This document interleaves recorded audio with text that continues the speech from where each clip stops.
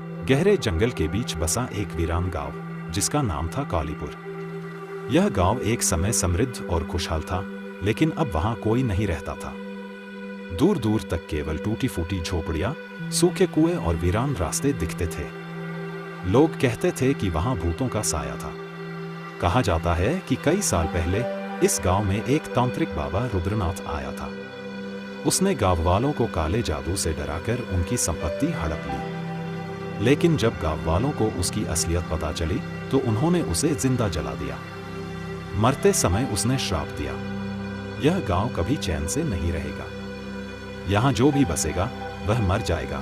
धीरे धीरे गांव में अजीब घटनाएं होने लगी। रात होते ही लोगों को किसी के रोने और चीखने की आवाजें सुनाई देने लगी। कुएं से अजीब परछाइयां दिखती और जो कोई भी रात में बाहर जाता वह या तो गायब हो जाता या पागल लौटता।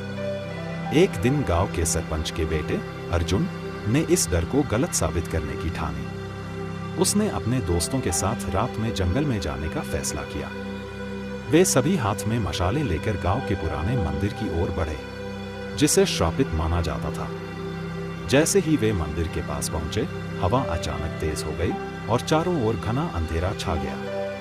अर्जुन के दोस्तों ने देखा कि मंदिर के द्वार पर एक काला धुआं उठ रहा था और उसमें से एक भयानक आकृति उभर रही थी। बाबा रुद्रनाथ की आत्मा। आत्मा ने गुस्से में चिल्लाते हुए कहा, तुम लोगों ने मेरी शांति भंग कर दी, अब तुम सब मारे जाओगे। यह सुनकर अर्जुन और उसके दोस्त बुरी तरह डर गए और भागने लगे। लेकिन जैसे ही वे गांव की सीमा पार करने वाले थे, अर्जुन अचानक हवा में उठ गया और जोर जोर से चीखने लगा। उसकी आंखें सफेद हो गईं और फिर वह जोर से जमीन पर गिर पड़ा, बिल्कुल निर्जीव।